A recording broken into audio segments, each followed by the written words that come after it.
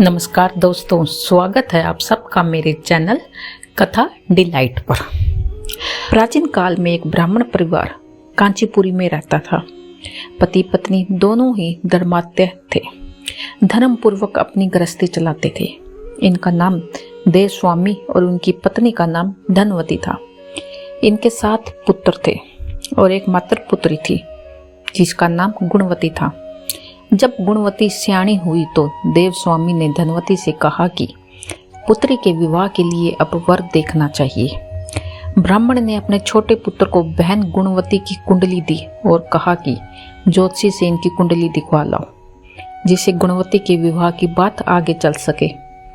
ज्योतिषी को कन्या की कुंडली दिखाई पड़ी। उसने बताया कि विवाह होते ही कन्या विधवा हो जाएगी।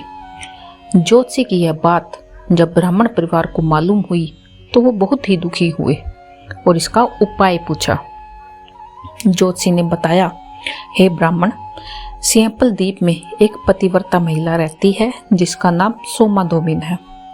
यदि कन्या की शादी से पहले सोमा अपने घर आकर पूजन करे, अपना आशीर्वाद दे तो यह दोष दूर हो जाएगा।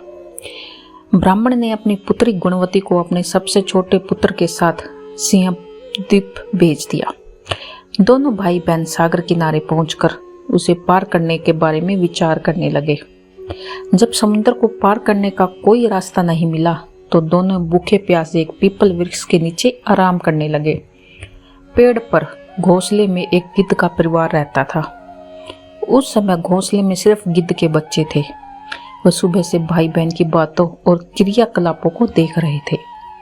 शाम के समय जब गिद्ध की माता बच्चों के लिए भोजन लेकर घोंसले में आई तो बच्चों ने पेड़ के नीचे लेटे भाई बहन की सारी कहानी अपनी माता को बताई। उनकी बातें सुनकर गिद्ध की माता को दोनों भाई बहनों पर बहुत दया आई और बच्चों से कहने लगी। उनसे कहा कि तुम लोग अब चिंता मत करो, मैं इन्हें सागर पार करवा दूंगी। बच्चों ने माता की बातों को सुनकर खुशी खुशी भोजन ग्रहण किया।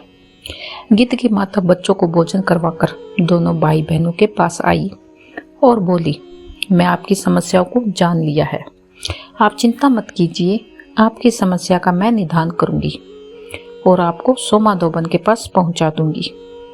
गिद्ध की बातों को सुनकर दोनों भाई बहनों का मन आनंदित हो गया। उन्होंने वन में मौजूद कंदमूल को खाकर रात काट ली। सुबह होते ही गिद्ध ने दोनों भाई बहनों को समुद्र पार करवा दिया और सिंह द्वीप में सोमा धोबिन के घर पहुंचा दिया। गुणवती सोमा धोबन के घर के पास चुपकर रहने लगी। हर दिन सुबह होने से पहले गुणवती सोमा का घर लीप दिया करती थी। एक दिन सोमा ने अपनी बहुओं से पूछा कि प्रतिदिन सुबह हमारा घर कौन लीपता है। बहुओं ने प्रशंसा के लोभ में कहा कि हमारे अलावा यह काम और कौन करेगा। लेकिन सोमा को बहुओं की बातों पर भरोसा नहीं हुआ।